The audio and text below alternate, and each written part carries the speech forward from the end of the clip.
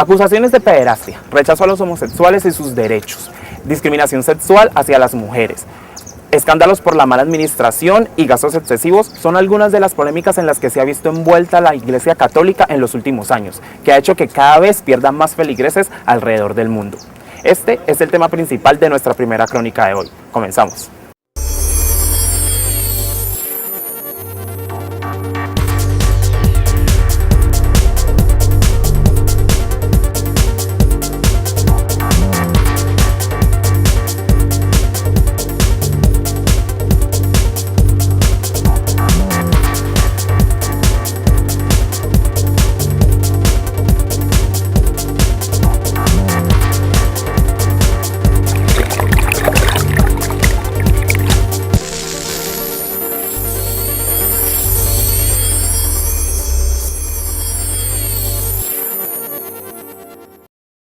La religión católica, a pesar de la evidente crisis por la que pasa desde hace ya varios años, sigue siendo la que más feligreses reúne en el mundo. Según estadísticas, de cada 6 personas, una es católica y lleva una vida basada en los preceptos de esta iglesia. En Cali también se sigue esta regla, pero cada vez son más los católicos que deciden cambiar su vida y, basados en todas las polémicas que se han desatado en torno a la religión, optan por abrirse a la posibilidad de ir a otras iglesias que manejen una doctrina más estructurada y en ocasiones más estricta. ¿Está la religión católica pasando realmente por una crisis? No solo la Iglesia Católica, en general las grandes religiones les cuesta mucho cambiar, les cuesta mucho mutar, entonces están perdiendo personas y necesitadas de una transformación. ¿A qué cree que se debe esta crisis? O sea, ¿qué está haciendo que las personas se alejen de la religión, que vayan a la iglesia y que crean en todo lo que se les dice, como antes? Hay varios factores que llevan a esta crisis, a este éxodo de creyentes. Y esto lo digo no en plan de criticar, porque en nada quiero criticar a ninguna iglesia. Respeto todo lo bueno que hacen, dejo de lado lo negativo que hacen como humanas que son. Pero a ver, factores que influyen para que la gente de pronto esté dudando o no creyendo o yéndose para otras partes. Incoherencia de sus líderes religiosos. O sea, predico pero no aplico. Falta de humildad. Al fin y al cabo, cuando uno tiene poder de cualquier tipo, militar, político o espiritual, la gente lo coloca en un pedestal y uno se lo cree. Además, como han formado a la gente, al mismo sacerdote diciéndole, o al pastor diciéndole que él es representante de Dios, aunque Dios no ha nombrado a ningún representante, pero ellos se autonombran, entonces fácilmente yo creo que en realidad mi palabra es la palabra verdadera. Manejar poder con humildad es muy difícil. La jerarquía católica está cada vez más alejada de la realidad cotidiana, lo que hace que cada vez sean más las personas que buscan acojo espiritual en otras religiones o se alejen de la vida religiosa por completo.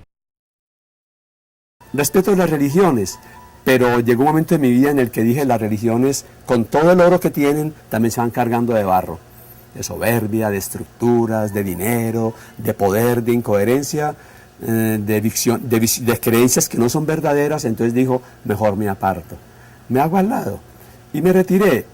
Cuando estaba sacerdote era feliz, ahora sigo feliz y estoy en paz. ¿Qué siento ahora que no soy sacerdote? Digamos que siento más libertad para hablar.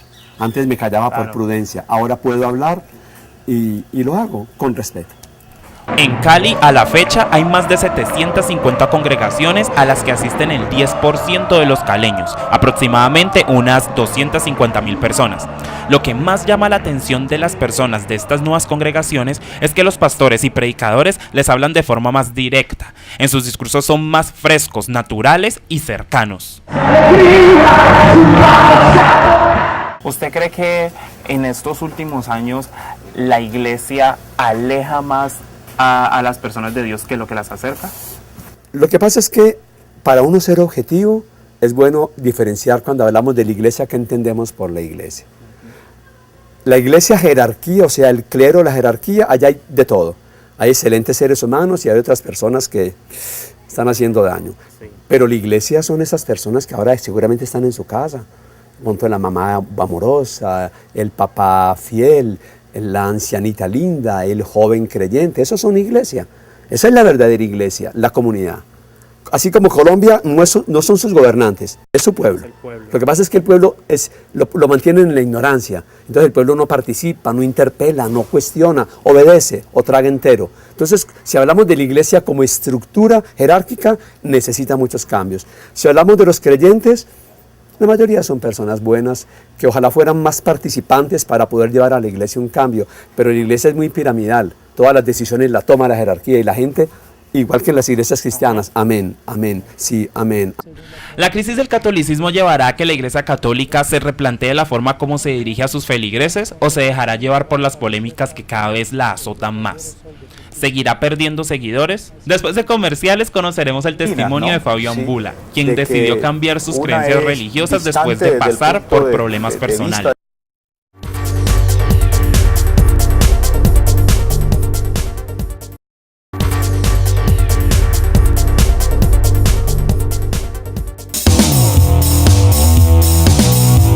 55 años de excelencia académica.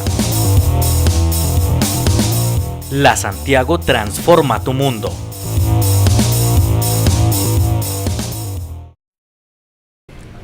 Fabio Ambulla no encontró en la Iglesia Católica el apoyo que necesitó cuando se encontraba en problemas. Por eso acudió a la Iglesia Cristiana, en donde lo acogieron y lo hicieron sentirse más cerca de Dios. Bueno, yo antes no era católico en el sentido estricto de la palabra. Sí. O sea, yo me decía ser católico porque es una manera de uno salirse como a la pregunta esa tradicional de ¿qué es usted? ¿Cuál religión profesa? Yo me decía católico, pero en verdad yo no profesaba el catolicismo. Yo era una persona que asistía a la iglesia católica, pero no lo hacía como de corazón. O sea, lo hacía en mis primeras etapas de mi vida más por una imposición o una obligación, porque cuando éramos estudiantes teníamos que hacerlo. Sí. Pero no había una convicción en mí que me identificara con el catolicismo como tal.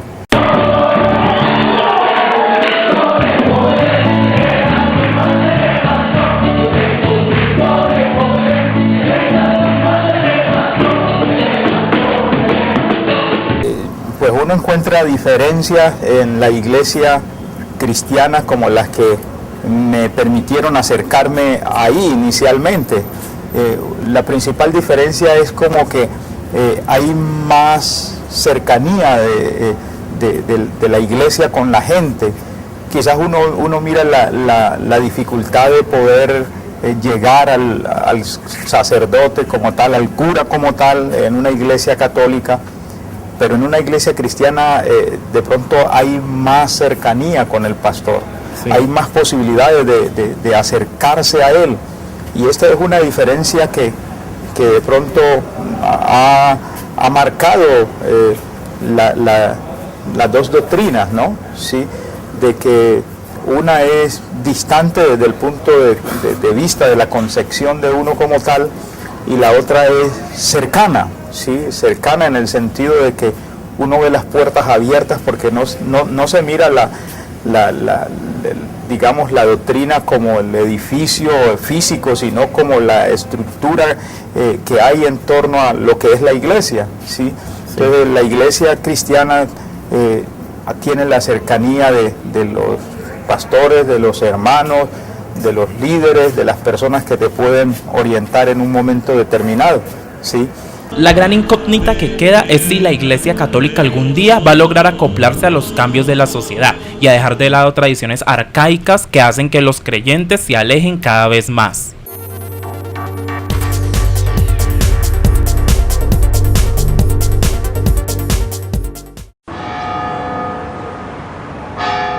Escuelas e iglesias, lugares que deberían ser considerados como los más seguros, son escenario constante de abusos sexuales contra menores, un delito que se comete cada 30 minutos en México y que casi nunca se castiga.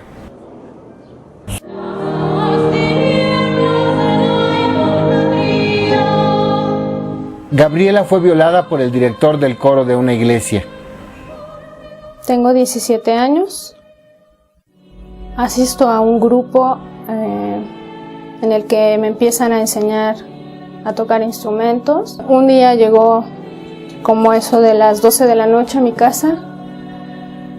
Le abrí la puerta y me dijo, no hagas ruido, no digas nada, pero van a bajar mis papás. ¿Y qué? Digo, ¿sabes qué? Es que no, es que sí, y te callas y no dices nada. Ese día salí muy lastimada, la espalda me sangró por estar en una alfombra. No sabía por qué me dolía la espalda ni nada por el estilo. Hasta después de varios días empecé a tener comezón y vi que era una costra bastante grande en la espalda.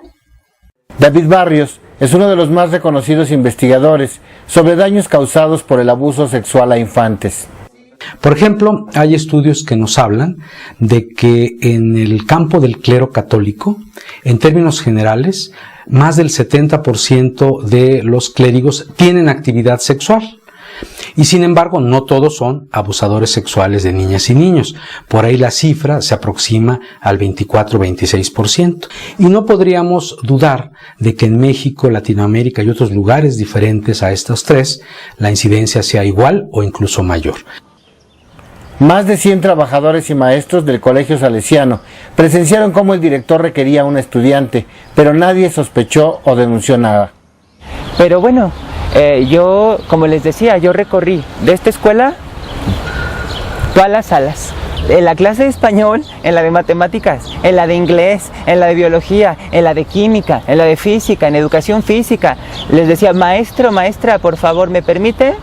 Y los maestros, como él era el director, decían, pues no hay problema, padre, sí, el tiempo que quiera. Pero tampoco sospechaban para lo que era. Él me quería para satisfacer sus necesidades sexuales. Tenemos la terrible situación de que la Iglesia Católica Mexicana primero protege a los curas pederastas, los encubre. Segundo, es muy difícil cuando se inician las averiguaciones previas lograr que éstas prosperen y que se traduzcan en consignaciones ante un juez penal. Encontramos que 1 de cada 4 mujeres en su pasado como niñas o como adolescentes sufrieron abuso sexual. En el caso de los varones oscila entre 1 de cada 10 y 1 de cada 11. Como quiera que sea, son cifras muy contundentes donde pensamos que hay un pálido reflejo de lo que es la realidad. Yo no dudo ni por un momento que las cifras sean mayores. Conocí su cuerpo y conocí la sexualidad a una edad que yo no la debía haber conocido. Pero yo tenía 12 años. Yo no pensaba en sexo, yo pensaba en jugar, en ir con mis amigos, en ver la tele, en ver las caricaturas, pues no en sexo. Y pues siempre me sentí con vergüenza, con culpa, como un gusano, como alguien culpable, como si yo fuera una criminal. De hecho, sí les recomiendo a los padres de familia, no se confíen de los sacerdotes, por ser sacerdotes, no.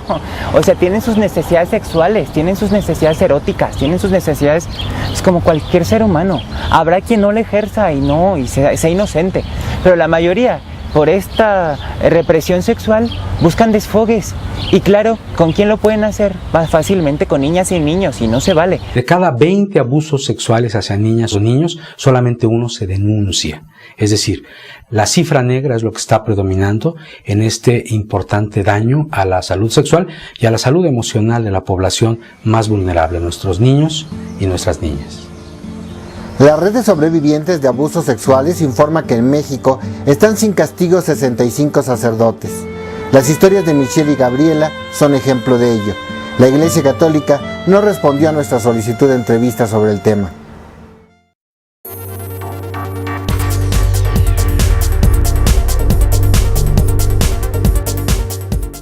La Universidad Santiago de Cali lleva a cabo un nuevo proyecto de gestión documental, un proceso de calidad, proyecto impulsado desde la Vicerrectoría y Registro y Control Académico para la digitalización y agilización de documentos, acogiéndose a la Ley de Archivo número 594 del 2000. El proyecto pretende mejorar el servicio que se ofrece al usuario interno y externo. Con esto, Registro y Control Académico certifica la información que tiene en su custodia a toda la comunidad universitaria. Los usuarios podrán solicitar certificados de notas, estudio o copia de documentos que reposan en archivo en cuestión de segundos gracias al acceso rápido al que tendrá el usuario. La USC es la única universidad privada en el Valle implementando este proceso. La firma Digites, que ejecutará el proyecto, cuenta con 25 años de experiencia en el campo. El proyecto tiene como objetivo intervenir archivos desde el año de 1958 hasta el año 2013 en un tiempo récord que empezó el 13 de enero hasta el 30 de abril del presente año, digitalizando alrededor de 1.700.000 documentos. El vicerrector Arturo Arenas destacó las ventajas de esta implementación, como la de mejorar la productividad en el ejercicio de las actividades y servicios hacia nuestros usuarios, la gestión y el control efectivo de la información, el uso racional de los recursos, productividad y rápido acceso a la misma dentro de la organización y su posterior distribución, sin necesidad de trasladar los documentos.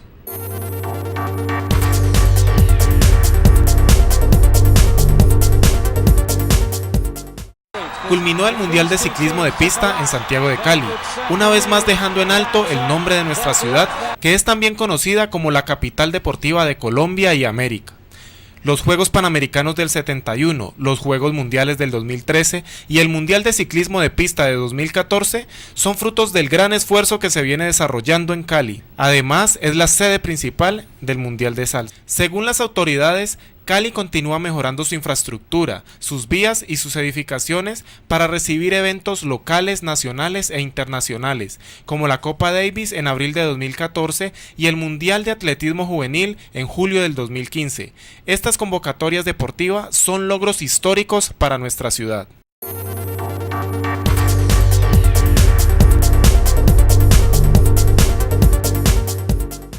Las corridas de toros han sido un tema bastante polémico en la ciudad. Es por eso que hoy veremos la historia de un torero bayuno llamado Guerrita Chico. Veamos su historia. Hernán Ocampo Chico es uno de los toreros más importantes en Colombia.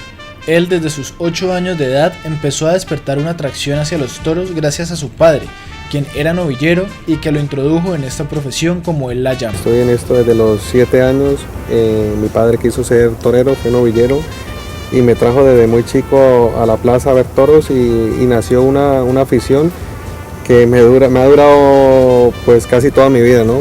Tengo 31 años y gracias a Dios llevo 11 años de alternativa y pues muy contento de estar en esa profesión. Pues la primera vez que toreé fue a los 8 años en una ganadería de Salento, de un gran amigo mío, Mauricio González. Fue una experiencia bonita, ¿no? Fue ese miedo de niño de jugar con la becerra. La primera vez me cogió de entrada y como que más me gustó, o sea, eso te entra una adrenalina, es que es una cosa inexplicable que quieres cada vez más y más y más. Desde niño, desde que acabé mi bachiller, me he dedicado a mi profesión, llevo viviendo en España 13 años y solo me dedico a que sea figura del toreo. A sus 15 años de edad, Guerrita Chico ya era un respetado y destacado torero de la Escuela Taurina de Cali. Gracias a ese reconocimiento, fue llamado para representar al país en las corridas de Autlán, México en el 2001, viaje que lo llevaría a conocer grandes empresarios que lo llevaron a torear a la cuna de este oficio, España. Ya el miedo de uno no es al toro, es al fracaso, en quedar mal ante 17.000 espectadores.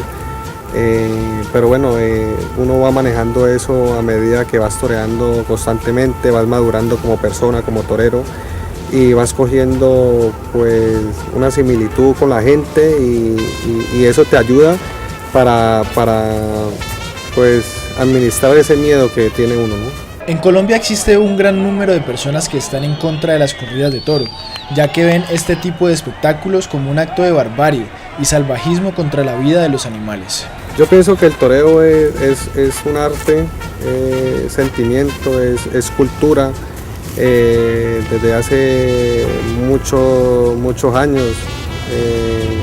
Yo pienso que los antitaurinos, desgraciadamente, yo pienso que es político muchas veces.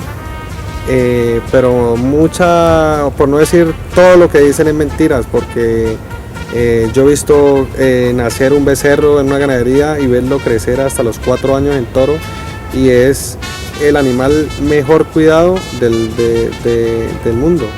O sea, le dan el mejor concentrado, las mejores vitaminas. El toro está creado para la fiesta taurina y pienso que es un arte que se tiene que llevar a cabo como está las suertes desde siempre en el toreo. Después de comerciales, la animalista de Paz Animal Liliana Osa Zamora y el presidente de la revista taurina Astauros nos expondrán su punto de vista sobre la tauromaquia. Ya volvemos.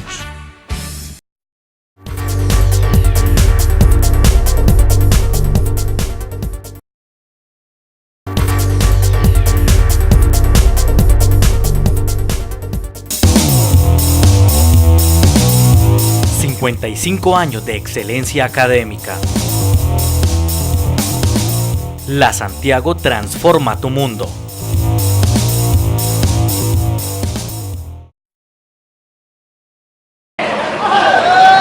Las corridas de toros han existido en la vida nacional colombiana desde la colonia española y mantenidas luego en la independencia hasta nuestros días.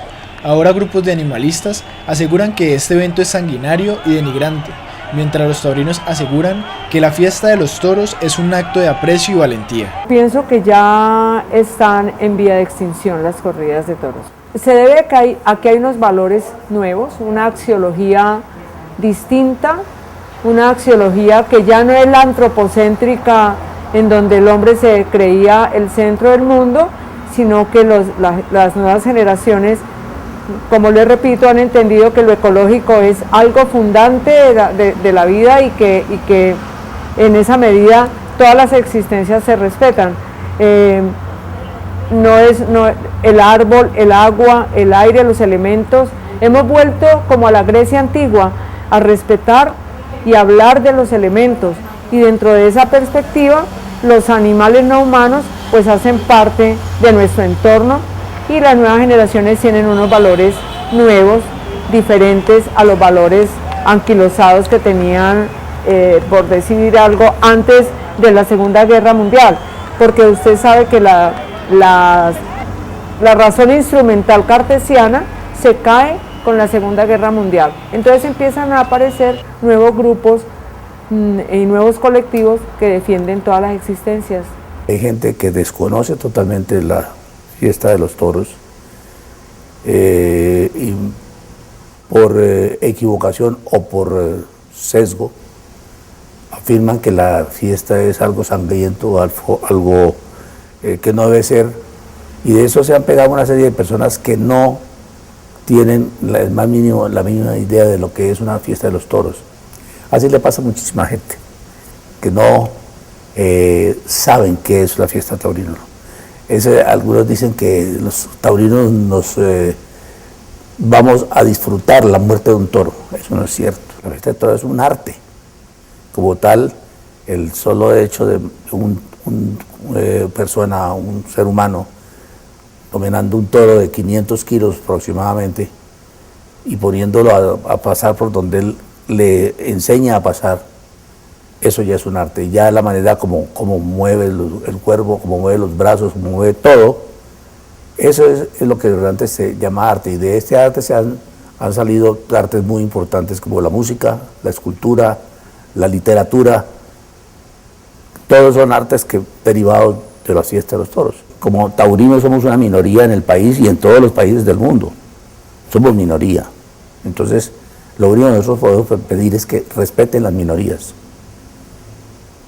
Los señores antitaurinos dicen que no quieren violencia y son los primeros que hacen violencia, porque van dentro de la plaza a desafiar a las personas que van desprevenidamente a asistir a una corrida de toros y les gritan oprobios, atrocidades, asesinos, cualquier cantidad de cosas. En el 2012, el alcalde en ese entonces, Gustavo Petro, dio fin a las corridas de toros en la Plaza de Santa María de Bogotá, bajo la resolución 280 de la Institución Distrital de Recreación y Deporte. Ahora la Plaza Santa María sirve como centro de espectáculos culturales no taurinos y llamada la Plaza de Toros. Ya hay una sentencia de la Corte en donde en ningún municipio en donde no haya habido esta tradición, entre comillas, que es lo que inclusive esas tradiciones son las que a los pueblos no los dejan progresar. Ya hay, como le decía, una sentencia de la Corte en donde los municipios que nunca han tenido este crimen legalizado no pueden realizar actividades de este tipo. Y eso se va a ir extendiendo por todo el país. Usted ya sabe lo que hizo el alcalde Petro, que en lugar de ser la plaza de toros, que tampoco era de ellos, sino de los que iban a mirar su asesinato, ya es la plaza de todos, en donde se hacen actividades culturales. Pero la ley obviamente tiene que obedecer al comportamiento ciudadano, y el comportamiento ciudadano en el 86-87% de los colombianos quiere derogar esa masacre, porque es que de masacre ya estamos pues hasta aquí, ¿no? A medida que pasa el tiempo, todos los movimientos culturales y sociales se van transformando, trayendo nuevos cambios. ¿Será que las corridas de toros llegarán a su fin en un futuro cercano? Recuerda seguirnos en redes sociales, en Facebook como Cali Hoy Crónicas, en Twitter como @CaliHoy1 y en YouTube como CEPA FCSP. Esto fue Cali Hoy Crónicas, periodismo con sentido social.